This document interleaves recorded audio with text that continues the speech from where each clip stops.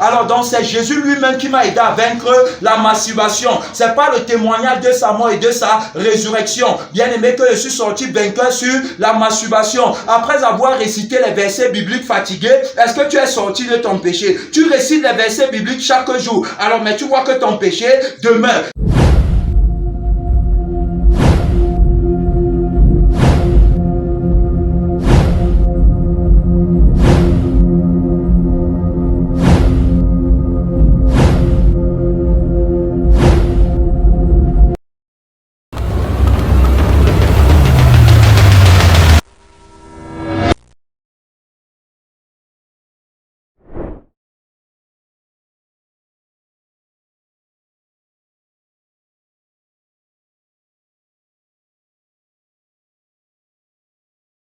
Bien-aimés dans le Seigneur, dont on bénit encore la grâce de Dieu une fois de plus en ce matin, qui nous amène, n'est-ce pas, à le glorifier par le Saint-Esprit. Le Seigneur Jésus, n'est-ce pas, est bon. Le Seigneur Jésus a un bon cœur. Le Seigneur Jésus, n'est-ce pas, est venu pour nous donner son cœur. Amen.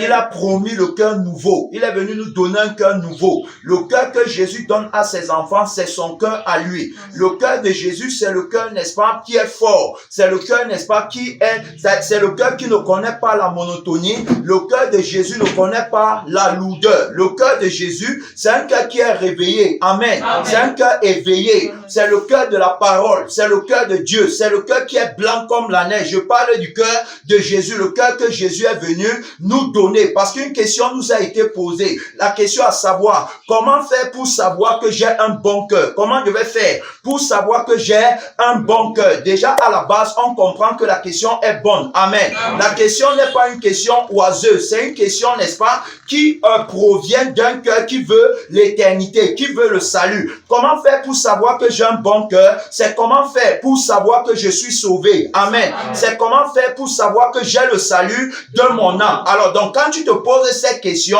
tu es sur la bonne voie. Pourquoi? Parce que notre Seigneur Jésus, n'est-ce pas, ne peut pas répondre à une question qui n'est pas favorable pour ton âme. Gloire à Dieu.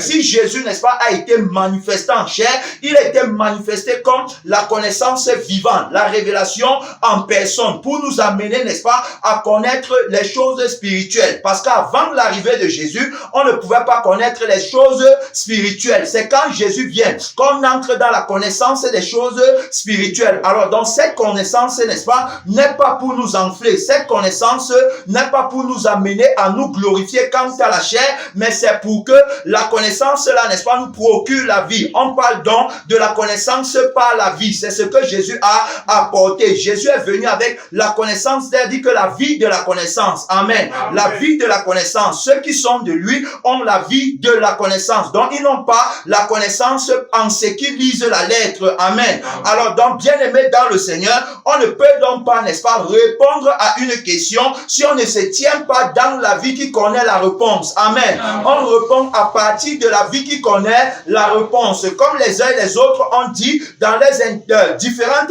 interventions, si je me mets à une réponse parce que la lettre, n'est-ce pas, me donne la réponse là n'aura pas de vie. Et la réponse là, n'est-ce pas, ne peut pas être productive pour la personne qui s'interroge, pour la personne, n'est-ce pas, qui est, c'est-à-dire, on parle du point d'interrogation, c'est-à-dire que, puisque le Seigneur nous a expliqué que quand il y a une question, c'est qu'il y a une interrogation quelque part. Alors, donc, l'interrogation va nous amener à chercher quoi? La réponse. Amen. Donc, quand on cherche la réponse non pas parce que on veut montrer qu'on a la connaissance. Amen. On ne cherche pas la réponse pour montrer qu'on a les révélations ou qu'on dépasse les autres. C'est-à-dire qu'on est supérieur aux autres. Amen. La Bible nous recommande que la Bible dit que l'humilité doit nous amener à voir les autres comme étant supérieurs à nous. Est-ce qu'on comprend?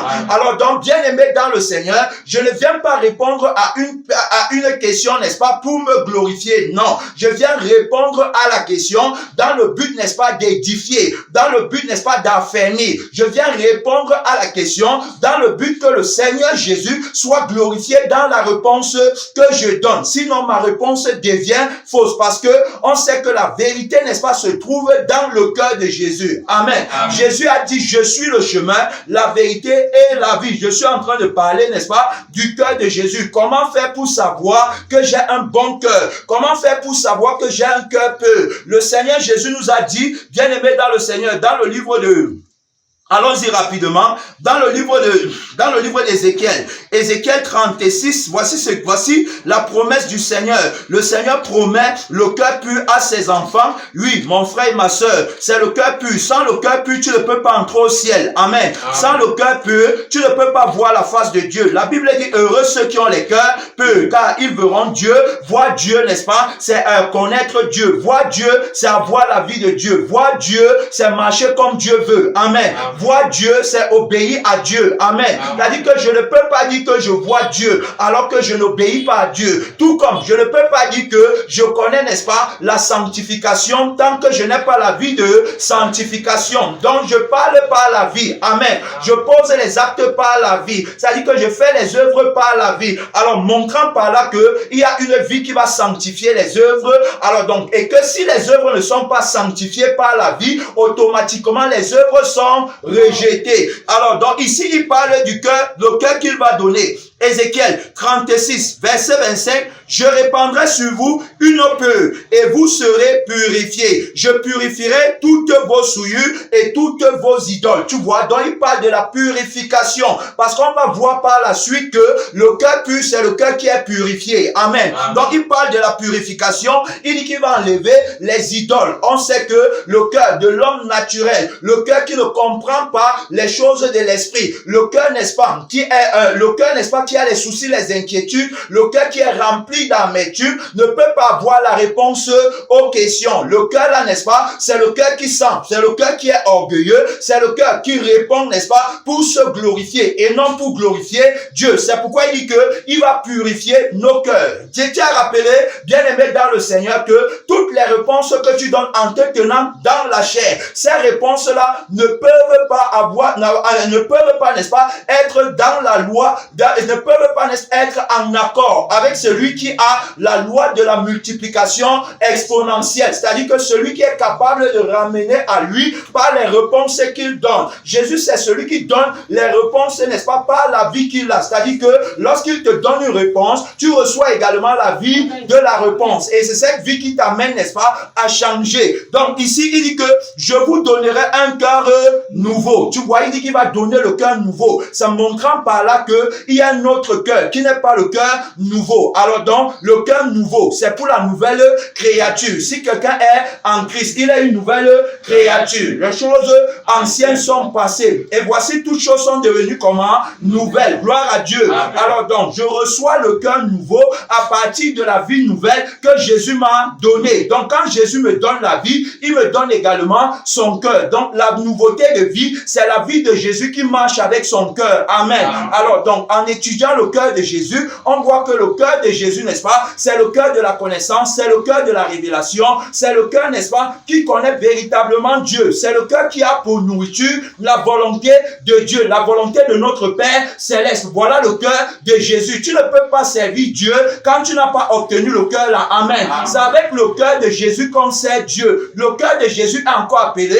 le cœur de la parole. Amen. C'est-à-dire que le cœur de la parole, c'est le cœur de Jésus. Donc il dit ici que j'ôterai de votre corps le cœur de pierre et je vous donnerai le cœur de chair. Tu vois, il va enlever le cœur de pierre. Donc, il va enlever le mauvais cœur. Le cœur qui n'est pas bon. Le cœur qui comprend mal. Le cœur, n'est-ce pas, qui ne peut pas avoir la réponse à partir même déjà, n'est-ce pas, de ce qu'il est souillé. Est-ce qu'on comprend? Le cœur qui est souillé ne peut pas avoir la réponse à la question. Nous sommes en train de répondre à la question comment faire pour savoir que j'ai un cœur qui est pur. Comment faire pour savoir que je suis sanctifié. Puisque la Bible nous dit que c'est du dedans, donc c'est du cœur de l'homme, tu vois, que provient la souillure. C'est-à-dire que ce qui sort de toi, c'est ce qui sort de ton cœur, tu comprends? Et ce qui sort de ton cœur, automatiquement te souille. Ce qui sort de ton cœur, automatiquement, fait que tu n'as pas la vie éternelle. Parce qu'on a vu que le cœur de Jésus, c'est le cœur qui est différent. Maintenant, bien aimé dans le Seigneur. Alors donc, comprenons que le Seigneur, comme il nous a aidés, et comme les autres ont dit, alors donc, bien bien-aimé dans le Seigneur, lorsqu'on parle, n'est-ce pas, répondre à une question, ou encore, lorsqu'on parle, n'est-ce pas, poser un acte ou faire une œuvre, alors donc, ce qui, n'est-ce pas, caractérise notre œuvre ou notre acte, ou alors la réponse qu'on donne à la question qui nous a été posée, c'est-à-dire que c'est la communion intime qu'on a avec Jésus à partir de son cœur. C'est-à-dire que c'est en intimité avec Jésus qu'on peut, n'est-ce pas, avoir la révélation au sujet des choses qui sont cachées. C'est par cette intimité, c'est par cette communion. Donc sans la communion avec Jésus ou encore avec le cœur de Jésus, je ne peux pas avoir la révélation au sujet des choses qui sont cachées. C'est pourquoi beaucoup aujourd'hui sont aveugles et se lancent dans beaucoup d'activités, mais sans toutefois au fond avoir, n'est-ce pas, la vie de ces activités. Et qu'est-ce que ça produit? Le manque de communion avec le cœur de Jésus, bien-aimé dans le Seigneur, ça produit la lourdeur. Donc, c'est-à-dire que quand tu n'as pas le cœur de Jésus, tu seras lourd, tu seras monotone, tu seras faible. Quand tu vas venir devant comme ça là, alors donc tu ne peux pas parler du cœur, tu vois. C'est-à-dire que tu vas voir quelqu'un, tu viens devant, tu parles toi-même en dormant. C'est-à-dire que il n'y a pas de conviction. Pourquoi? C'est parce que ton cœur n'est pas en communion avec le cœur de Jésus. C'est-à-dire que ton cœur est rempli de beaucoup de soucis et d'inquiétudes. Tu ne dors pas pour Jésus, pour te réveiller le matin pour Jésus. Alors donc, tu ne peux pas décoller véritablement. La Bible dit que heureux ceux qui espèrent en l'Éternel, car ils renouvellent leur force. Alors donc, quand je me tiens devant, je ne me tiens pas devant, n'est-ce pas, avec la conscience que les gens me regardent. Amen. J'ai la conscience de Jésus, n'est-ce pas, qui glorifie Jésus en toutes circonstances, de jour comme de nuit. C'est Jésus qui doit être glorifié, oui, parce que c'est quand Jésus est glorifié que la vie est répandue. C'est quand Jésus règne que les uns et les autres peuvent marcher dans la sainteté et dans la victoire sur le péché. Gloire à Dieu. Alors donc, je ne viens pas avec la conscience du vieil homme, mais je viens avec la conscience de l'homme nouveau. Je ne viens pas avec le cœur du vieil homme, mais je viens avec le cœur de l'homme nouveau. Le cœur que Jésus a promis. Le cœur qu'il a dit qu'il va donner. Alors donc, c'est le cœur là que j'ai. Et le cœur là, n'est-ce pas, me permet de l'aimer de tout mon cœur, de toute mon âme, de toute ma force et de toute ma pensée. Et l'aimant donc de cette manière, je suis en permanence en communion avec lui, comme une sœur a dit ici là, que le cœur de Jésus, n'est-ce pas, c'est le cœur qui me fait regarder en nouveauté de vie. C'est-à-dire que ce n'est plus comme avant. Alors donc, je comprends parfaitement que j'ai besoin de ce cœur pour avancer. C'est-à-dire que je ne veux plus reculer, je ne veux plus regarder en arrière, je ne veux plus commettre les mêmes erreurs. Je connais, n'est-ce pas, quand l'ennemi arrête ton cœur, automatiquement tu seras dans la chair, aveugle, n'est-ce pas? Tu ne vas pas prendre l'œuvre de ton Père au sérieux. Tu vas faire ça avec négligence. Quand on va te dire de venir devant, tu vas venir, n'est-ce pas, comme si tu venais remplir les formalités, alors que tu es un témoin, n'est-ce pas, qui doit dégager la vie qui est en toi. Amen. C'est ça qui fait de nous des témoins bien-aimés dans le Seigneur. Alors donc, il nous a dit que on ne peut pas voir, n'est-ce pas, la réponse à une question si on n'a pas son cœur. Le cœur, n'est-ce pas, qui a la réponse à la question, c'est le cœur, n'est-ce pas, qui est illuminé. C'est le cœur qui voit. C'est le cœur qui a la lumière. Il a dit, je suis la lumière du monde. On a parlé, n'est-ce pas, en disant que Jésus est notre cœur. C'est-à-dire que si Jésus est mon cœur, ça veut dire que le cœur que j'ai, c'est le cœur de Jésus. C'est pas le cœur là alors que je vais, n'est-ce pas, connaître les choses qui sont cachées. Regardons par exemple dans le jugement de Salomon. Alors donc Salomon, n'est-ce pas, va être exposé à un dilemme. Mais comment il va faire pour avoir la solution? Parce qu'on parle, n'est-ce pas, du cœur, n'est-ce pas, qui a la réponse à toutes les questions. Le cœur là est attaché à la vie de la réponse également. Alors on voit donc que la personne qui est le seul, n'est-ce pas, garant de ce cœur, c'est le Seigneur Jésus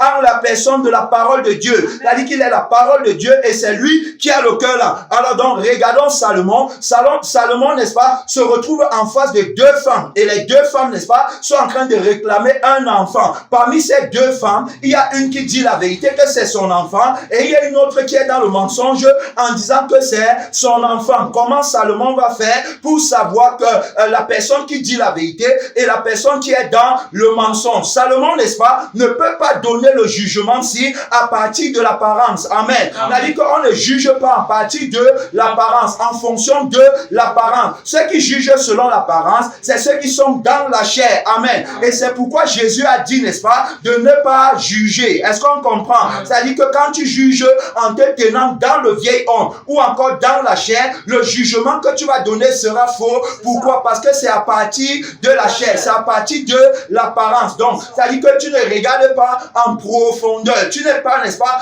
en accord avec la vérité qui veut que tu cherches la source, que tu veux que tu regardes l'intention. C'est-à-dire que les deux femmes-ci qui disent que l'autre dit c'est mon enfant, l'autre dit c'est mon enfant. Alors donc, tu vas connaître à qui l'enfant appartient à partir du cœur. Amen. C'est-à-dire que tu vas lire dans les cœurs. Est-ce qu'on comprend? La parole, n'est-ce pas, a la capacité de lire dans les cœurs. La Bible nous dit que Jésus connaissait les pensées des hommes. Amen. Amen. La parole peut lire dans les cœurs. Et ce n'est que celui qui est connecté à la parole qui peut avoir la faculté de lire dans les cœurs. Tout à l'heure, on a vu que enlève d'abord la poutre qui est dans tes yeux. Ça veut dire que cherche d'abord la pureté du cœur. Parce que c'est pas le cœur que tu vas connaître, n'est-ce pas, le cœur qui est bon et le cœur qui est mauvais. Alors donc, l'apôtre Paul, dans Hébreux, chapitre 5, parle, n'est-ce pas, des hommes d'expérience. Tu vois, je t'amène là-bas rapidement, mon frère et ma soeur, pour qu'ensemble, on va te regarder. Puisque nous sommes dans l'étude de la parole, alors donc, je te recommande d'être connecté véritablement et de ne pas te laisser distraire. Regardez, alors dans Hébreux, chapitre 5, la Bible nous dit ceci, bien aimé dans le Seigneur, chapitre 5, verset 14, mais la nourriture solide est pour les hommes faits. Tu vois, on parle de la nourriture solide. C'est-à-dire que ceux-là, n'est-ce pas, qui vont connaître la profondeur, c'est-à-dire que qui ne vont pas regarder à la surface, ceux qui ne seront pas superficiels, ceux qui vont aller en profondeur, ceux qui vont creuser par le cœur qu'ils ont obtenu. Ils vont rechercher la vérité, par le cœur qui aime la vérité. Amen. Par le cœur qui établit la justice. C'est avec le cœur là qu'ils vont rechercher la vérité. Il dit que, mais la nourriture solide est pour les hommes faits, pour ceux dont le jugement est exercé. Tu vois, par l'usage à discerner. Alors donc, c'est ici que on a besoin du discernement. Salomon a besoin du discernement pour ne pas faire d'erreur. Parce que s'il fait l'erreur, ça sera fatal. L'erreur est fatale, bien aimé dans le Seigneur. L'erreur que tu fais en répondant à la question d'une personne, c'est fatal. L'erreur que tu fais en posant un acte qui ne vient pas du cœur est fatal. Tout ce que tu fais, bien aimé, quand ça ne vient pas du cœur, c'est rejeté devant Dieu. Gloire à Dieu. C'est rejeté devant son trône. Alors donc, il dit que pour ceux dont le jugement est exercé par l'usage à discerner ce qui est bien de ce qui est mal. Donc tu vois que ici là, le jugement, n'est-ce pas, qui marche avec le discernement, alors donc est donné aux hommes faits. C'est-à-dire que ceux-là qui mangent la nourriture solide, ce n'est pas pour les bébés, ce n'est pas pour ceux-là, n'est-ce pas, qui sont dans le moi, qui sont dans la chair, ce n'est pas pour ceux-là qui ont besoin qu'on les enseigne encore les premiers rudiments des oracles de Dieu. Mais c'est pour ceux-là, n'est-ce pas, qui ont l'expérience de la parole de justice. Amen. Amen. Donc Salomon ici, pour qu'il s'en sorte, il va faire recours au cœur de la parole. Amen. Amen. Le cœur de la parole qui sait tout. On parle du cœur de la parole comme étant les yeux de l'église, comme étant les yeux du frère, les yeux de la sœur. C'est pourquoi de temps en temps, on parle des yeux du cœur. Amen. Amen. Parce que quand on regarde par les yeux du cœur, on voit mieux. Amen. Amen. Quand celui qui regarde avec les yeux du cœur et qui comprend avec les oreilles du cœur, qui va aussi parler avec la bouche du cœur, c'est celui-là qui a le cœur pur. Amen. Amen. Alors donc c'est pourquoi ici, Salomon va faire usage du cœur de Jésus, le cœur qui est sage, parce que on voit que Salomon est un sage. Amen. Amen. Il a fait recours à celui qui est plus grand que lui en lui demandant la sagesse. Amen. Amen. Il est ici plus grand que Salomon. Il donne la sagesse à celui qui désire. Bien aimé dans le Seigneur, Salomon face à ces deux femmes, alors donc va aller consulter la parole. Donc elle dit que tu vois les deux femmes réclament, c'est mon enfant, l'autre dit c'est mon enfant, mais qui est dans le mensonge, qui est dans la vérité? Alors donc il va demander qu'on lui apporte une épée. L'épée là représente la parole, parce que la Bible nous dit que la parole est comme une épée. La parole est comme une épée quelconque à deux tranchants, voilà, qui sépare quoi? Âme et esprit, jointure et moelle. Rien, n'est-ce pas, n'est caché devant celui à qui nous devons rendre des comptes. La parole, n'est-ce pas, sonde nos profondeurs. Je t'amène, bien aimé, dans le livre d'Hébreux, ici là. Alors donc, regardons ce qu'on dit de la parole. Hébreux 4, verset 12. Car la parole de Dieu est vivante et efficace. Gloire à Dieu. Dieu. Amen. Vivante et efficace. Donc quand la parole habite en toi, tu seras vivant et tu seras efficace. Parce que ce n'est plus toi qui vis, mais c'est la parole qui habite en toi, par la foi. Gloire à Dieu. Il dit donc que plus tranchant qu'une épée quelconque à deux tranchants, pénétrante jusqu'à partager quoi? Âme et esprit, jointure et moelle. Elle juge les sentiments et les pensées du cœur. Gloire à Dieu. Amen. Gloire à Dieu. Amen. Son nom, c'est la parole de Dieu. Oui, la parole juge les sentiments et les pensées du cœur. Alors donc, s'il y a quelqu'un qui doit exercer le jugement, c'est la parole. Amen. C'est pourquoi on parle de l'homme animal qui ne doit pas juger. Il a dit, ne juge pas, afin que toi également tu ne sois pas jugé. Donc ça, c'est l'homme animal qui juge selon la chair et non selon l'esprit. Par contre, il va dire que l'homme spirituel, au contraire, juge de tout. Mais il n'est lui-même jugé par personne. Alors pourquoi? Parce que si on juge l'homme spirituel, on sera en train de juger Christ. Amen. Alors on ne peut pas juger Christ et Christ est le seul juge. Gloire à Dieu.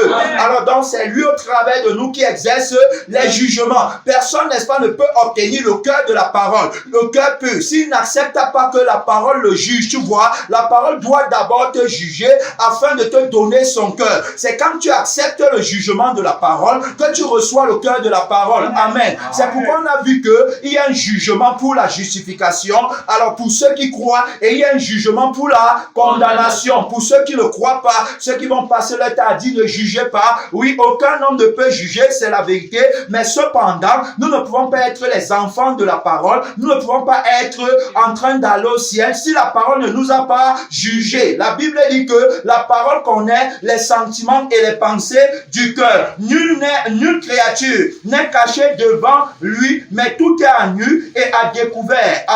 Aux yeux de celui à qui nous devons rendre des comptes. Tu vois, rien n'est caché devant lui. Donc, ces deux femmes, dans le livre de 1 roi, dans le livre de 1 roi 3, bien-aimé dans le Seigneur, ces deux femmes, n'est-ce pas, alors donc sont devant la parole. Et la parole va exercer son jugement, lui. 1 roi, chapitre 3, à partir du verset 16, tu peux lire, c'est jusqu'au verset 28. Tu peux aller lire pour voir. Alors donc, ici, là, Salomon va demander une épée. Vous voyez, regardez ce que la Bible dit au verset 24, disons le verset 23. Le roi dit, l'une dit, c'est mon fils qui est vivant. Et c'est ton fils qui est mort. L'autre dit nullement, c'est ton fils qui est mort et c'est mon fils qui est vivant. Puis il ajouta, apportez-moi une épée. On apporta une épée devant le roi. Tu vois, ça c'est l'épée de la parole, c'est-à-dire que à laquelle il fait recours. Il fait recours à l'épée de la parole. Alors donc, il va juger, n'est-ce pas, les intentions. C'est-à-dire que Salomon ici a besoin de la grâce et de la sagesse pour aller regarder la source, pour aller regarder l'intention de chaque personne. C'est-à-dire que chaque personne veut obtenir l'enfant pour elle. Alors donc, pourquoi est-ce qu'il veut l'enfant? Pourquoi est-ce que tu demandes, n'est-ce pas, comment faire pour savoir si j'ai le cœur peu? Alors, pourquoi est-ce que tu poses ta question? Il va aller juger, c'est-à-dire il va aller regarder l'intention à la base pour ne pas donner une réponse en l'air. Amen. Donc, il consulte la parole. Alors, la Bible dit que, et le roi dit, coupez en deux l'enfant qui vit et donnez-en la moitié à l'une et la moitié à l'autre, tu vois. Donc, il va dire qu'on coupe l'enfant en deux, tu vois un peu. Alors, donc, ici, c'est la sagesse, n'est-ce pas, du roi. C'est la sagesse de Jésus, n'est-ce pas. Alors, donc, celui, n'est-ce pas, qui va comprendre de quoi il est question, c'est celui-là qui est dans la vérité. Est-ce qu'on comprend? Il connaît bien le cœur du roi, tu vois. Jésus connaît le cœur de ceux qui sont à lui. Il connaît, n'est-ce pas, le cœur, ceux qui ont le cœur pur. C'est-à-dire que ceux, n'est-ce pas, qui méritent la vie, ceux, n'est-ce pas, qui ont obtenu son cœur. Donc, il va dire ici là que, alors, regardez, donc, maintenant, quand il dit qu'on coupe l'enfant à deux, regardez ce qui va se passer. Alors, la femme, donc, le fils était vivant, sentit ses entrailles comment s'émouvoir, tu vois. Donc, Jésus, n'est-ce pas, c'est-à-dire qu'il ne répond pas aux questions pour il ne répond pas aux questions pour remplir les formalités. Non, bien aimé dans le Seigneur. Ici, n'est-ce pas, il va reconnaître que la femme, si elle est dans la vérité, vérité à partir de l'état de son cœur. Amen. C'est à partir de l'état de son cœur, tu vois. Donc, c'est le cœur qui va examiner. Ce n'est pas l'apparence. Tu peux bien dire que c'est ton enfant alors que ce n'est pas ton enfant. Tu peux bien dire que tu vas aller au ciel alors que dans ton cœur, ce n'est pas ton désir. Alors, donc, ici, là, la Bible dit qu'elle a senti ses entrailles s'émouvoir pour son fils, tu vois, en réalité. Donc, c'est vraiment son fils parce que maintenant que tu es l'enfant, alors donc, elle remarque que ses entrailles sont en train de s'émouvoir de manière naturelle. C'est le cœur là que Jésus a donné à ses enfants. Donc, quand je suis en face d'une âme, n'est-ce pas, alors donc, ça dit que c'est la compassion pour cette âme que j'ai dans mon cœur. Et c'est donc cette compassion qui va m'amener à découvrir, n'est-ce pas, qui va me plonger dans la révélation, me permettant d'aider cette âme. C'est ça qui va faire que, alors donc, le Seigneur puisse aider cette personne. Si la personne a des questions, si la personne a des interrogations, si la personne, n'est-ce pas, est bloquée, alors donc, ce n'est que la compassion pour l'âme de la personne qui va m'amener à découvrir la réponse. Gloire à Dieu. Amen. Si je n'ai pas la compassion pour cette personne, alors donc, je n'aurai pas la réponse. Donc, ici, là, tu vois que la femme, et elle dit au roi, ah, mon Seigneur, donnez-lui l'enfant qui vit et ne le faites point mourir. Mais l'autre dit, il ne sera ni à moi, ni à toi. Coupez-le, tu vois. Donc, ici, là, le roi peut déjà reconnaître le cœur qui est dans la vérité et le cœur qui n'est pas dans la vérité. Maintenant, qu'on décide de tuer l'enfant, tu vois, celle à qui l'enfant n'appartient pas se réjouit du fait, donc il faut que l'enfant meure. Alors, donc, elle ne connaît pas le cœur du roi. Le cœur qui veut que les gens vivent et non qui veut que les gens meurent. Donc, quand il a dit ça, c'était, n'est-ce pas, pour faire ressortir les cœurs. C'est pourquoi, bien aimé dans le Seigneur, il nous a appelés, n'est-ce pas, à ne pas répondre aux questions en se tenant dans la lettre. Parce que si il avait jugé en fonction de la lettre, que la lettre dit ci ou ça, alors donc il serait tombé dans l'erreur. Pourquoi? Parce que la lettre tue, mais c'est l'esprit qui vivifie. Alors donc, se confiant à l'esprit, n'est-ce pas, de la parole, il va découvrir la vérité. C'est pourquoi on a vu que la vérité n'est pas dans la lettre, mais la vérité est dans l'âme et dans l'esprit de la parole. Gloire à Dieu. Est-ce qu'on comprend, bien aimé dans le Seigneur? Vous voyez, alors donc ici, il va établir, n'est-ce pas, un jugement à partir du véritable discernement. Donc on peut voir là qu'il a en lui la vie de Jésus, il a le cœur de Jésus qui veut que les gens vivent et non qui veut que les gens meurent. Alors donc, et le roi dit, le roi prenant la parole dit, donnez à la première l'enfant qui vit et ne le faites point mourir. C'est elle qui est la mère de l'enfant. Tu vois comment il a fait pour découvrir, n'est-ce pas, qui est véritablement la mère de l'enfant. Il n'a pas regardé à la couleur de sa peau, c'est-à-dire que le teint, il n'a pas regardé à ses cheveux, il n'a pas regardé, mais il allait regarder le cœur. Amen. Il allait regarder, n'est-ce pas, c'est-à-dire qu'il est parti à la source. C'est pour ça que on a étudié que la connaissance, n'est-ce pas, qui ne enfle pas, c'est la connaissance qui nous amène à aller à la source, au commencement. Quelle est l'intention primitive? Alors donc, quand j'ai la révélation, n'est-ce pas, la révélation qui vient, c'est-à-dire que qui vient de la vérité, la connaissance de celui qui s'appelle la révélation, alors donc automatiquement, je ne peux pas m'enfler, parce que on a parlé d'une connaissance qui enfle, c'est ça, non? La Bible dit que la connaissance enfle, mais l'amour édifie. Amen. Amen. Le peuple de Dieu périt parce qu'il lui manque la connaissance. C'est ce que Osée 4:6 nous dit. Alors, donc, il est question ici de quelle connaissance, tu vois. Alors, donc, et maintenant, il nous a amené à comprendre que on ne peut donc pas examiner, on ne peut pas, n'est-ce pas, dire si la connaissance est bonne ou mauvaise, tant qu'on ne connaît pas la source de la connaissance. Est-ce que la connaissance là nous amène au ciel, ou alors c'est une connaissance, n'est-ce pas, qui fait en sorte qu'on se glorifie quant à la chair, tu vois. Donc, je ne donne pas la réponse. La réponse que je donne, n'est-ce pas, pour savoir si la connaissance est bonne ou mauvaise. Alors donc, ce n'est pas, c'est-à-dire que je ne donne pas la réponse là comme étant une réponse qui est figée. Que la réponse est que la connaissance est bonne. Ou encore que la réponse est que la connaissance est mauvaise. Donc, bien aimé, tout dépend de la source. Tout dépend de la racine. Tout dépend du noyau. Il y a une connaissance qui est bonne et il y a une connaissance qui est mauvaise. Alors, tout à partir de la vie qui porte cette connaissance, si c'est la vie de Jésus, alors à partir de ce moment, je comprends que la connaissance est bonne. Mais si c'est la vie de Satan qui porte la connaissance là, je reconnais par là que la connaissance là est mauvaise parce que ça n'accentue que les œuvres des ténèbres. Est-ce qu'on comprend? Bien aimé dans le Seigneur. Alors donc, regardez, on peut même regarder un autre exemple ici. Parce que avant même de quitter, n'est-ce pas, le jugement de Salomon, on va remarquer que Salomon ici là, n'est-ce pas, ne va pas faire d'erreur. C'est-à-dire qu'il ne va pas commettre l'irréparable parce que premièrement, il s'appuie sur le cœur qu'il a reçu de Jésus, n'est-ce pas, pour examiner la question, pour examiner, alors donc pour bien juger. Il s'appuie sur le cœur de la parole. Le cœur de la parole connaissant toutes choses, alors la réponse lui sera donnée, la révélation lui sera donnée. C'est ça qu'on appelle l'illumination, la lumière, n'est-ce pas, qui révèle les œuvres des ténèbres. Pourquoi? Parce que d'un côté, il y a une femme qui veut que l'enfant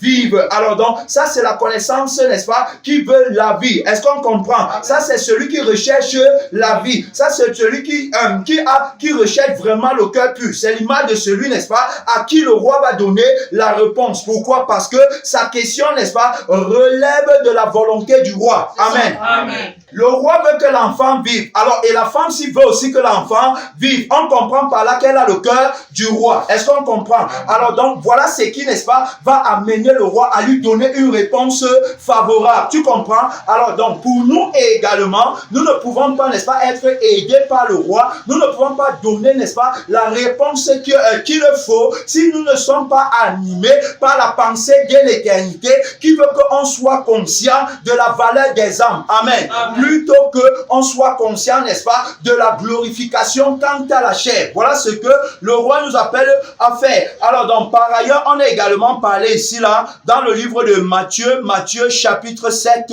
on a parlé, n'est-ce pas, de comment reconnaître l'arbre, c'est-à-dire qu'à partir de son fruit, regardez, bien aimé dans le Seigneur, dans Matthieu chapitre 15, Matthieu chapitre 7 au verset 15, bien aimé dans le Seigneur, je rappelle que nous sommes, n'est-ce pas, en train de répondre à la question comment faire pour savoir que mon cœur est pur. Alors donc, dans Matthieu chapitre 7 verset 15, la Bible dit, gardez-vous des faux prophètes. Ils viennent en vous en vêtements de brebis, mais au-dedans ce sont des loups ravisseurs. Alors donc, voilà ce que la parole dit. Ils viennent à nous en vêtements de brebis. Le Seigneur Jésus nous a établis dans sa maison pour la défense de l'évangile et pour, n'est-ce pas, n'est-ce pas, parler selon la vérité. Maintenant, il dit de se garder. Comment je vais faire pour reconnaître que voici le faux prophète? Comment je vais faire pour reconnaître que voici l'esprit de l'erreur? Amen. Alors donc, la parole a dit que gardez-vous. Il dit bien gardez-vous. Pourquoi? Parce qu'il sait que l'esprit de l'erreur, n'est-ce pas, est fatal pour son peuple. Mon peuple périt parce qu'il n'a pas la connaissance. Tu vois? Donc, la connaissance par la vie. La Bible nous dit dans Jean 17:3 que la vie éternelle consiste en ce qu'il te connaisse. Donc, nous devons le connaître tel qu'il est. Nous devons le connaître à partir de son cœur. C'est à partir de son cœur qu'on va le connaître. Alors donc, bien aimé, ici là, il dit donc que, au fond, ce sont des loups ravisseurs. Alors donc, est-ce que je vais savoir que quelqu'un est un faux prophète à partir de son habillement? Non. Ou encore à partir de son apparence. Est-ce que c'est à partir de son apparence? La Bible dit au verset 16, vous les reconnaîtrez à leurs fruits. Cueille-t-on des raisins sur des épines? Est-ce qu'on cueille des raisins sur des épines? Ou des figues sur des chardons? Est-ce qu'on cueille des figues sur des chardons? Non, bien aimé dans le Seigneur. Alors donc, à première vue, ce n'est pas celui, n'est-ce pas? Je sais naturellement que on ne peut pas cueillir les goaves sur un manguier. Amen. Alors donc, là-bas, on n'a pas vraiment besoin du discernement parce que la réponse est déjà là. Est-ce qu'on comprend? Alors donc, on n'a pas besoin d'aller creuser parce que c'est déjà visible. Alors donc, la question ne se pose pas. Mais ici, il est question de comprendre quoi? C'est qu'il est question de comprendre ici, là. Alors, c'est que, parce qu'il dit que vous allez les reconnaître à leurs fruits. Donc, ça veut dire que le manguier, n'est-ce pas, produit le fruit. Est-ce que c'est parce que le manguier a produit le fruit que, en la vérité, c'est un bon arbre? Non, bien aimé dans le Seigneur. Mais pour savoir que ce n'est pas un bon arbre, alors donc, je dois d'abord examiner le fruit. Est-ce qu'on comprend? Je dois examiner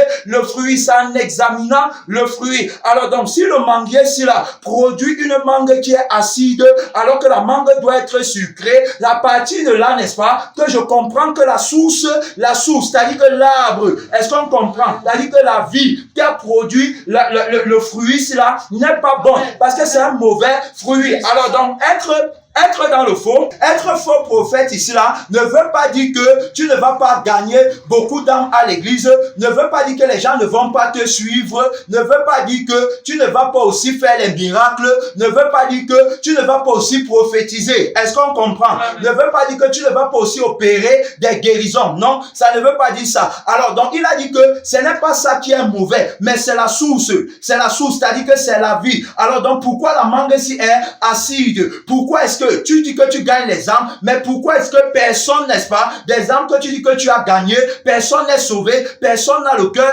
peu. Alors il dit que vous les reconnaîtrez à leurs fruits. Alors donc là, le manguier a produit une mangue, mais la mangue est acide. La mangue n'est pas sucrée. Je comprends que c'est un mauvais arbre. Je comprends que son noyau n'est pas bon. Je comprends que la vie là à la base n'est pas bonne. Alors donc, la Bible nous dit quoi? C'est exactement pareil pour l'homme. Jésus a dit que tout arbre que mon Père Céleste n'a pas planté sera déraciné et jeté au feu. Et Jean-Baptiste a dit quoi? Jean-Baptiste a dit que déjà la cognée est mise à la racine des arbres. Voilà, tu vois, la cognée est mise à la racine des arbres. Alors donc, pour couper tout arbre qui ne produit pas le bon fruit. Alors donc, ici, la question n'est pas de ne pas produire le fruit, mais la question est de produire un bon fruit. Alors donc, mais maintenant, le bon fruit, n'est-ce pas? Alors donc, sera à l'image de l'arbre qui est bon. Amen. Donc, moi également, mes œuvres ne peuvent être acceptées que si la vie qui est en moi et qui produit ces œuvres, c'est la vie de la parole. Amen. Si la vie qui est en moi n'est pas la vie de la parole, les œuvres que je vais produire, tant bien que je produis ces œuvres ne peuvent pas être acceptées. C'est pourquoi le Seigneur nous a amené à comprendre que ce n'est pas parce que quelqu'un, n'est-ce pas, ne vole pas, ne ment pas. Ce n'est pas parce que il a l'apparence de la piété que forcément il est en route pour le ciel. Non, bien aimé dans le Seigneur, sinon les religieux seront également sauvés. Et le témoignage de Jésus ne va plus la peine. Tu comprends? Si quelqu'un ne vole pas, ne ment pas, ça veut dire qu'il observe la loi, vrai ou faux? Et s'il observe la loi, automatiquement, puisqu'il observe la loi, et que toi tu juges que parce qu'il observe la loi, il est sauvé, alors donc Jésus ne nous sert plus à rien. Alors donc ce n'est pas ça qui sauve. C'est pourquoi l'apôtre Paul a dit que vous êtes déchus de la grâce de Dieu. Vous qui cherchez la justification dans quoi? Dans la loi, tu vois. Donc, montrant par là que, ici là, n'est-ce pas, ce ne sont pas les œuvres, n'est-ce pas, que tu fais qui vont te sauver. Ce n'est pas la réponse, n'est-ce pas, que tu donnes ou la question que tu poses, n'est-ce pas, qui prouve que tu es dans la vérité. Mais c'est la vie qui pose la question, n'est-ce pas, c'est la vie qui pose la question, qui va démontrer si la réponse qu'on va donner à la question est vraie ou fausse. C'est pourquoi on a vu qu'on ne peut pas établir la validité, n'est-ce pas, d'une réponse tant qu'on n'a pas examiné la source de la question. Est-ce qu'on comprend? Tant qu'on n'a pas examiné la source, je m'explique. Alors, donc, quelqu'un pose une question et la question à la base est fausse. La question n'est pas vraie. Maintenant, moi, je viens donner une réponse sans avoir examiné la question. La réponse que je donne est fausse. Pourquoi? Parce que la réponse est fausse parce que la question était fausse au départ. Donc, quand Jésus va venir, Jésus va dire que la réponse que j'ai donnée est fausse. Alors, j'ai seulement été entraîné dans l'erreur. Pourquoi? Parce que je n'ai pas recherché la vérité à partir du cœur de Jésus pour savoir si la question qu'il pose est vraie ou fausse. C'est ce qu'on a dit, bien aimé, en disant que même quand quelqu'un pose la question sur le travail, sur le mariage et tout ça, alors donc, nous devons d'abord connaître l'origine de la question. Pourquoi la question? Qui pose la question?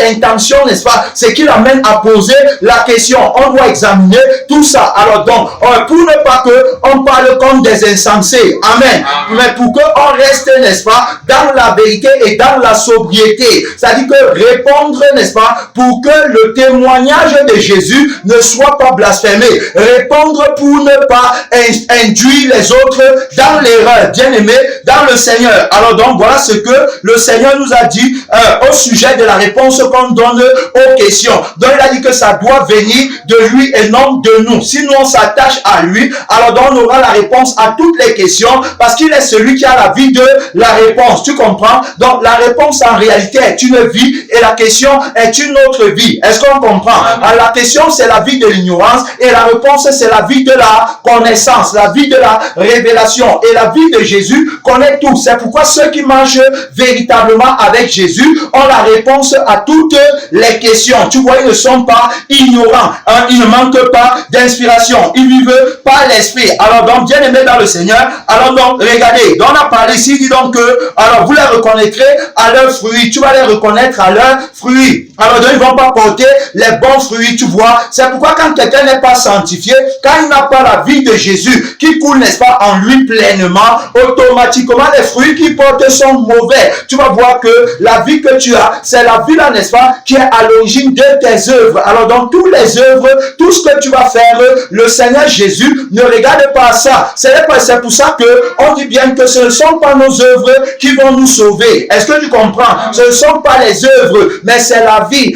Il dit que la foi sans les œuvres est comment? Morte, montrant par là qu'il y a une vie, n'est-ce pas, qui est garante des œuvres qu'on pose, que les actes qu'on pose. Donc c'est la vie là. C'est la même chose pour le discernement. Je ne peux pas dire que j'ai le discernement quand ce n'est pas la vie du discernement qui est en moi. Il n'y a qu'une vie qui a le discernement. C'est la vie qui est dans le sang et dans l'esprit de Jésus. Donc c'est celui qui mange la chair de Christ et qui boit son sang qui a véritablement le discernement. Donc si je ne suis pas en connexion directe avec Jésus, en collaboration étroite avec lui, je ne peux pas avoir le discernement. Je ne peux pas reconnaître le faux prophète à partir de son apparence. Je ne veux pas dire qu'un pasteur est faux parce que je l'ai vu à cause de l'habit qu'il a porté. Ce n'est pas son apparence que je vais reconnaître s'il est faux ou s'il est vrai. Mais c'est à partir, n'est-ce pas, du cœur avec lequel il va parler. Tu comprends? Alors donc, même s'il parle de la croix de Christ, même s'il parle de la sanctification, est-ce que la croix, est-ce que la sanctification dont il est en train de parler, il dit qu'il connaît Jésus, il dit qu'il vit dans la piété, il dit qu'il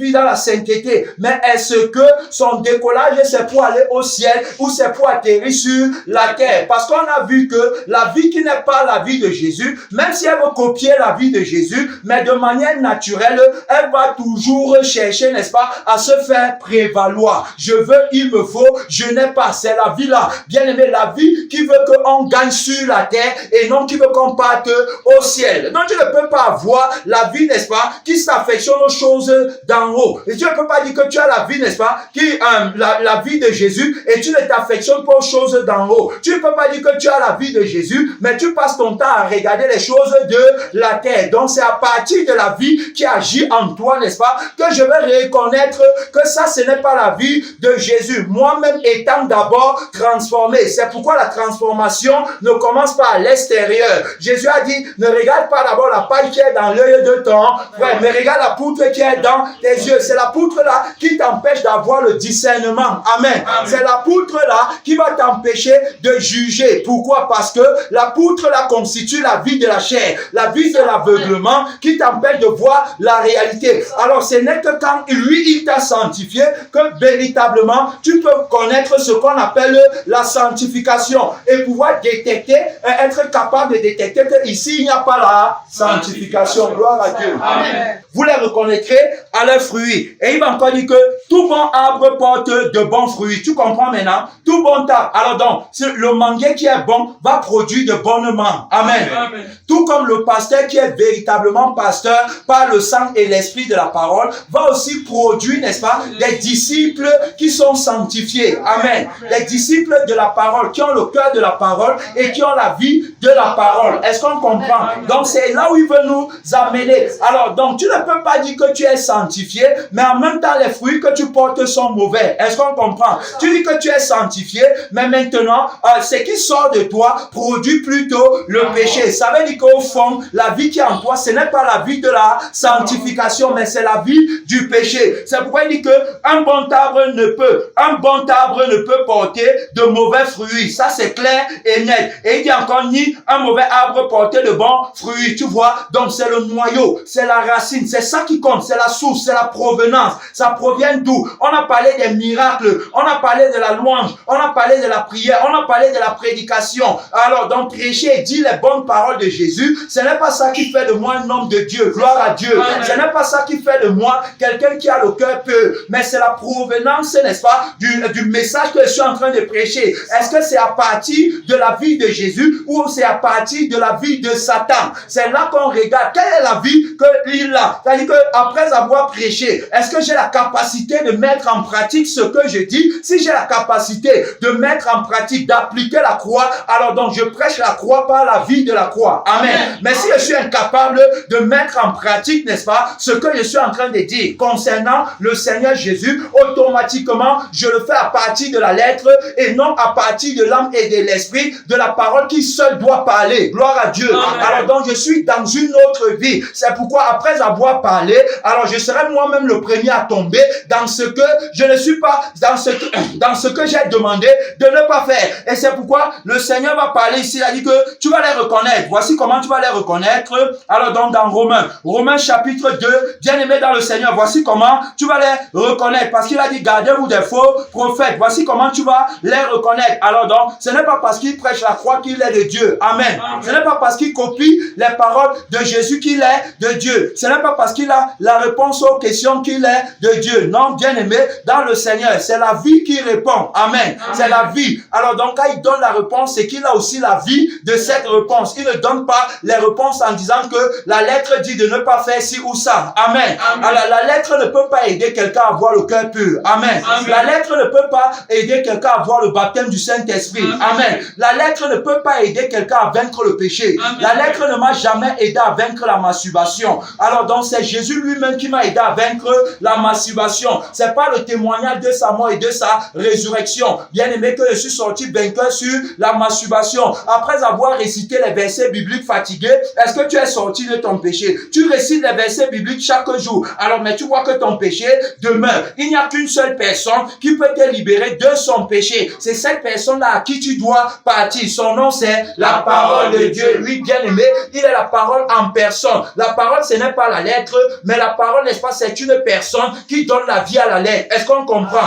Donc, si la lettre n'a pas, si tu ne viens pas dans la lettre avec le mouvement de l'esprit, la lettre sera morte. Il a dit que la lettre tue, mais l'esprit vivifie. Alors donc, la lettre devient les saintes écritures à partir du moment où il y a la touche de l'esprit dedans. Gloire à Dieu. Amen. Il dit cela, regardez, bien aimé dans le Seigneur, Romains chapitre 2, alors verset 21, toi donc, qui enseigne les autres, tu ne t'enseignes pas toi-même. Tu comprends? Donc, tu ne t'enseignes pas toi-même, mais tu enseignes les autres. Ça ne peut pas passer. Tu comprends? Tu ne peux pas avoir la réponse parce que tu n'as pas la vie. Alors, tu dois d'abord t'enseigner. C'est pour ça qu'il a dit, enlève d'abord la poutre qui est dans tes yeux. Jésus ne peut pas utiliser quelqu'un qui n'a pas d'abord sanctifié. Tu comprends? Alors, donc, ton appel, n'est-ce pas, repose sur l'amour que Dieu a mis dans ton cœur, a répandu dans ton cœur par le Saint-Esprit et qui te purifie. Amen. C'est à partir de ce moment qu'il t'a véritablement envoyé. Il dit donc que toi qui dis de ne pas commettre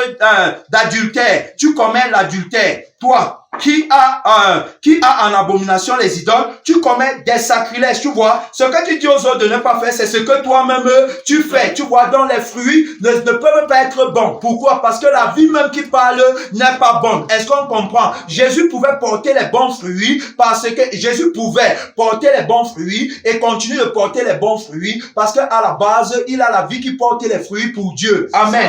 Ma nourriture est de faire la volonté de celui qui m'a envoyé. Toi, tu n'as pas pour nourriture la volonté de Dieu, mais tu veux porter les bons fruits. Comment tu peux porter les fruits pour Dieu quand tu veux faire ta volonté? Ça ne peut pas marcher. C'est celui qui veut faire la volonté de Dieu qui va porter les fruits pour Dieu. Amen. Celui qui me mange vivra par moi, a dit le Seigneur Jésus. Donc il va répondre par moi, il va poser les actes par moi, il va faire les œuvres par moi, il va aimer par moi, il va, n'est-ce pas, adorer Dieu par moi, il va tout faire par moi. Gloire à Dieu. C'est Jésus qui a dit, bien aimé, regardez, il dit encore au verset, regardez, c'est qui dit au verset 22, il dit d'abord, il dit que tu commets des sacrilèges, il dit que toi Toi donc, qui enseigne les autres, tu ne t'enseignes pas toi-même. Toi qui prêches de ne pas dérober, tu dérobes. Toi qui dis de ne pas commettre l'adultère, tu commets l'adultère. Toi qui as en abomination les idoles, tu commets des sacrilèges. Toi qui te fais une gloire de la loi, tu vois. Donc leur caractéristique, c'est qu'ils se glorifient de la loi. C'est qu'ils croient être sauvés en observant les ordonnances de la loi. Oh, mais on a vu que le jeune riche dans Matthieu 19, n'est-ce pas, ne pouvait pas entrer au ciel alors qu'il observait la loi. Il a observé la loi parce qu'il a demandé qu'est-ce qu'il faut pour que je sois parfait. Alors donc, le Seigneur Jésus, Léon d'abord dit ce qu'il devait faire. Il dit qu'il a observé tout ça, mais maintenant il se rend compte qu'après avoir observé la loi, il n'a pas toujours le cœur pur.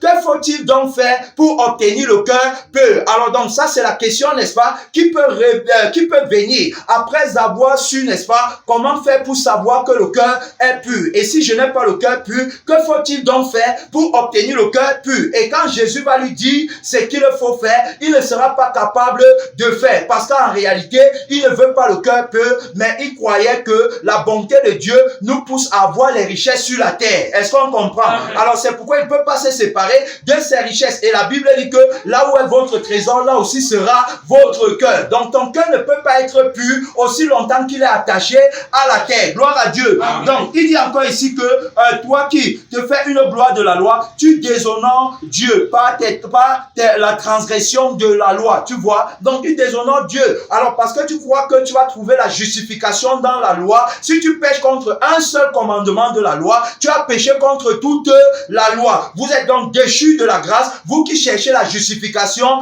dans la loi. Donc on ne s'appuie pas sur la loi pour faire les œuvres, pour poser les actes, mais on s'appuie sur la grâce. Est-ce qu'on comprend? C'est-à-dire que c'est la vie qu'on recherche. Ce n'est pas d'abord, je ne suis pas là, n'est-ce pas, pour chercher la connaissance, pour chercher les titres.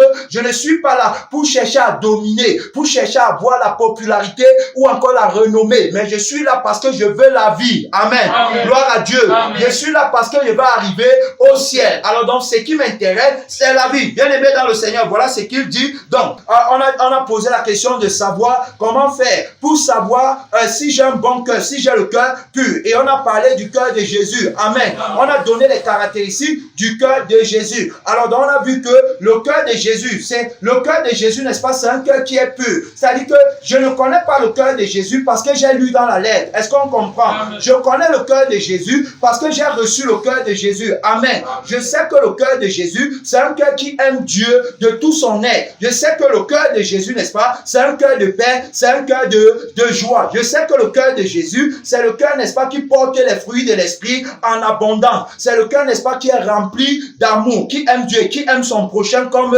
soi-même. C'est-à-dire que c'est le cœur qui connaît la valeur de l'âme de son prochain et qui ne fait pas de mal à son prochain. Alors donc, c'est à partir de la connaissance par la vie que Jésus m'a donné. C'est à partir de la connaissance par le cœur que Jésus m'a donné. C'est à partir de la connaissance par l'esprit que Jésus m'a donné que je peux maintenant t'amener dans la lettre, dans le livre de Galates ici. D'abord, premièrement, dans le livre de Romains chapitre 5. Alors donc, regarde ce que Romains chapitre 5 dit. Je dis bien que ce n'est pas par la cotation des versets bibliques, mais c'est-à-dire à partir de l'expérience de la vie. À partir, c'est-à-dire que nous ne sommes pas, n'est-ce pas, des aventuriers. Amen. Nous ne combattons pas comme des aventuriers, mais nous sommes au cœur de la vie expérimentale de la sainteté. Gloire à Dieu. Alors donc, c'est à partir de cette vie que Romains nous dit donc ici, là, Romains 5:5, oh, l'espérance ne trompe point. Alors donc, il dit que ne trompe point parce que l'amour de Dieu est répandu dans nos cœurs par le Saint-Esprit. Alors donc, qui nous a été donné. Alors donc,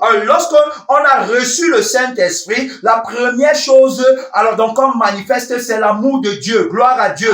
Alors donc, parlant de l'amour de Dieu ici là marche avec la paix et la joie de l'esprit. Regardez dans Galates chapitre 5 ici, bien aimé dans le Seigneur 22, mais le fruit de l'esprit, c'est l'amour, c'est la joie, c'est la paix, c'est la patience, c'est la bonté, c'est la bénignité, c'est la fidélité, c'est la douceur, c'est la tempérance. Voilà les fruits de l'esprit qui sont répandus, n'est-ce pas, dans nos cœurs. C'est-à-dire que les fruits qui marchent avec l'amour de Dieu. Quiconque ne connaît pas, quiconque, n'est-ce pas, n'a pas le cœur de Jésus, ne l'a pas connu. Alors donc, le cœur là, n'est-ce pas, c'est le cœur, comme je l'ai dit, le cœur de paix, le cœur de joie, le cœur d'amour. Tu comprends? Et comme on voit très bien bien, l'amour ici, là, n'est-ce pas? L'amour, là, marche avec la purification. C'est-à-dire que on ne peut pas dire qu'on aime Dieu sans être purifié. Est-ce qu'on comprend? Donc, l'amour nous purifie, l'amour nous lave, l'amour nous affranchit. C'est par amour que nous sommes sauvés. Amen. C'est l'amour, là, alors, l'amour, n'est-ce pas, qui produit la joie du salut. C'est pourquoi, tout à l'heure, la sœur a lu le passage de 2 Timothée 2:19, ici, là. Voici ce que la Bible dit. Néanmoins, le solide fondement de Dieu reste debout avec ses paroles qui lui servent de sceau. Le Seigneur connaît ce qui lui appartient et quiconque prononce le nom du Seigneur, qu'il s'éloigne de l'iniquité. Tu vois, donc l'amour de Dieu dans mon cœur qui m'amène à le connaître, m'amène aussi à m'éloigner du péché. Quiconque, n'est-ce pas, a l'amour de Dieu dans son cœur, quiconque a le cœur pur, alors donc celui-là ne connaît pas le péché, celui-là ne connaît pas la lourdeur. Pourquoi? Parce que la lourdeur, la monotonie, n'est-ce pas, dans les activités, c'est le résultat, n'est-ce pas, du cœur qui n'est pas bon. Est-ce qu'on comprend? C'est parce que le cœur est chargé, c'est parce que le cœur a les inquiétudes et les soucis, c'est parce que le cœur n'est pas complètement donné à Dieu, qui a dit dans le livre de Proverbes 4:23 que garde ton cœur plus que toute autre chose, car de lui viennent les sources de la vie. Tu vois, la vie vient du cœur, bien aimé, dans le Seigneur. Donc quand tu n'as pas de vie, automatiquement ton cœur n'est pas bon. Tu comprends? Jésus a dit, je suis venu afin que mes brebis aient la vie et qu'elles soient dans quoi? Dans l'abondance. Celui qui me mange vivra par moi. On sait que Jésus, n'est-ce pas, est fort. La vie de Jésus, le cœur de Jésus, c'est un cœur fort, c'est un cœur jeune. Amen. C'est le cœur qui ne connaît pas la vieillesse. C'est le cœur qui ne connaît pas, bien aimé, que j'ai tel problème, qu'il me faut ci ou ça, qu'il me manque ci ou ça. Quelles que soient les circonstances, le cœur de Jésus est vivant. Gloire à Dieu. Amen. Le cœur de Jésus est vivant. La Bible nous dit encore, bien aimé dans le Seigneur, ici là dans le livre de 1 Jean 3, verset 3. Quiconque a cette espérance, Christ en moi, l'espérance de la gloire. Quiconque a cette espérance en lui se purifie comme lui-même est pur. Tu vois, donc l'espérance de la vie éternelle. C'est-à-dire que le cœur pur appelle la pureté. Amen. C'est-à-dire quand j'ai le cœur pur, je ne recherche que la pureté. Tu comprends? Alors je ne dégage que la pureté. Quiconque a cette espérance, l'espérance de la vie éternelle. Donc je veux la vie éternelle. Je veux le cœur pur. Il dit se purifie comme lui-même est pur. Christ en moi, l'espérance de la gloire. Christ en moi, l'espérance de la pureté, de la sainteté, oui, de la victoire sur le péché. Amen. Alors donc c'est ce qu'il dit ici, bien aimé dans le Seigneur. Alors tu dois savoir que le cœur de Jésus, c'est le cœur qui est pur. Regardez, dans le livre de Marc, chapitre 7, ici je t'amène rapidement, je suis en train de chuter, bien aimé dans le Seigneur. Marc chapitre 7, comment faire pour savoir que j'ai le cœur pur?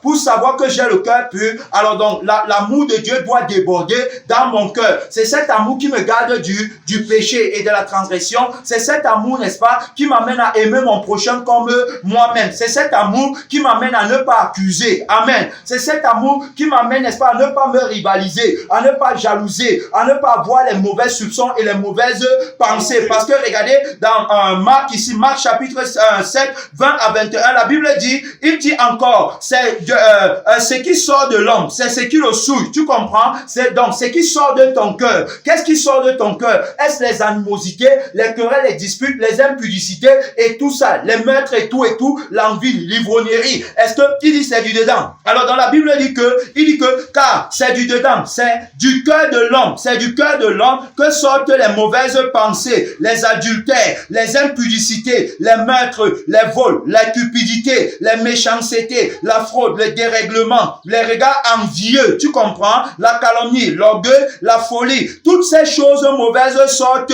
du dedans et souillent l'homme. Comment faire pour savoir que j'ai le cœur pur? C'est quand ces choses ne sont pas en moi. Mais ce qui doit sortir de mon cœur, c'est l'amour, c'est la paix, c'est la joie, c'est la patience, c'est la bonté, c'est la bénignité, c'est la fidélité, c'est la tempérance, c'est la patience. Gloire à Dieu. Voilà ce qui sort du bon cœur. Est-ce que je manifeste pleinement les fruits de l'esprit? Est-ce que j'aime mon frère? Est-ce que j'aime ma ma soeur, est-ce que c'est en nouveauté de vie qu'on communie pour connaître son témoignage et savoir qu'il ne peut en aucun cas me faire du mal parce que la parole habite en lui. Est-ce qu'on comprend? C'est-à-dire que c'est le cœur là. C'est-à-dire que le cœur qui ne soupçonne pas le mal. Je ne soupçonne pas le mal. Je ne dis pas que le pasteur a prêché sur moi parce que je connais le cœur du pasteur. Je sais qu'il n'est pas hypocrite. C'est le cœur de Jésus qu'il a obtenu. Alors dans tout ça là, avant on le faisait dans l'ignorance. Quand on se plaignait qu'on a prêché sur moi, on ne m'aime pas.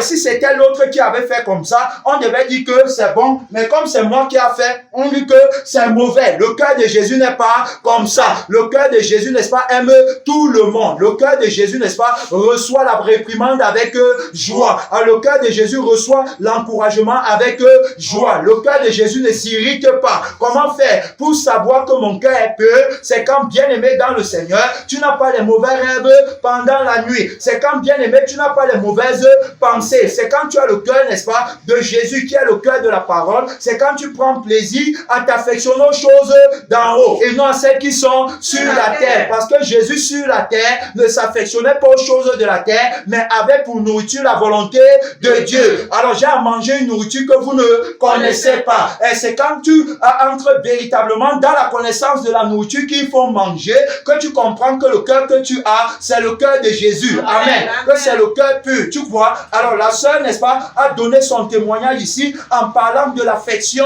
que Jésus lui a donnée pour l'œuvre bénie de notre Père Céleste. Amen. Alors donc par là, on comprend que Jésus a vraiment accompli sa promesse dans nos vies, en nous donnant le cœur nouveau et en enlevant le cœur de pierre. Tu comprends? Le cœur là me permet la communion fluide avec mon frère et ma soeur, avec le pasteur, avec les enfants de Dieu, avec les bien-aimés. Le cœur là aime ses ennemis. Amen. Oui, le cœur là fait que lorsque on me prend, n'est-ce pas, mon terrain, j'aide à la personne à construire encore là-bas. Tu comprends? Voilà le cœur de Jésus. Le cœur là fait que lorsque tu veux plaider, tu veux faire 1000 avec moi, je fais 2000 avec toi. Amen. Je suis prêt à faire 2000 avec toi quand tu veux faire 1000. Le cœur là fait que si tu me gifles à une joue, c'est avec joie que je t'étends l'autre jour. Amen. Le cœur là fait que si tu plaides contre moi pour prendre ma tunique, je te donne encore mon manteau. C'est avec joie. Le cœur là fait que je ne m'attache à rien sur la terre. Le cœur de Jésus, c'est le cœur qui n'est pas adepte de maman. Gloire à Dieu. Le cœur de Jésus, c'est le cœur qui n'a aucun désir. Amen. Si ce n'est celui de faire de l'éternel mon plaisir le plus grand. Gloire à Dieu. Merci Seigneur. Bien-aimé, c'est une minute de prière. Parle à Dieu. Bénis le Seigneur. Bénis le Seigneur. Bénis le Seigneur. Bénis le Seigneur. Bénis le Seigneur. Remercie ton Dieu. Remercie ton Père. Remercie ton Sauveur. Remercie. Remercie ton Rédempteur. Parle à Dieu, mon frère, ma soeur. Parle à Dieu. Son nom, c'est la parole de Dieu. Il est venu nous donner le cœur mort. Il est venu nous donner le cœur qui a la réponse à tout. Il est venu nous donner le cœur oui, qui aime, le cœur qui aime, le cœur qui ne soupçonne pas le mal. Le cœur de Jésus est bon. Le cœur de Jésus ne répond pas aux questions. Pour se prévaloir, pour se glorifier, pour afficher la connaissance. Le cœur de Jésus le fait pour le salut des âmes, pour le salut des âmes, pour le salut des âmes, pour affranchir les vies, pour libérer de la captivité. Oui, et pour glorifier notre Père Céleste. Oh, gloire à Jésus. Mon Père et mon Maître, aide-moi. Aide-moi à grandir davantage dans la parole. Aide-moi, éternel, mon Dieu. Aide-moi, Seigneur Jésus. Je suis venu pour te rencontrer. J'ai tellement soif de toi, Seigneur. Accorde-moi la grâce, oh mon Père. Papa, je t'en prie, Seigneur. Donne-moi ton cœur. Et permets-moi de le garder de jour comme de nuit. Papa, avec une seule espérance. La vie éternelle. La vie éternelle. La vie éternelle pour mon âme.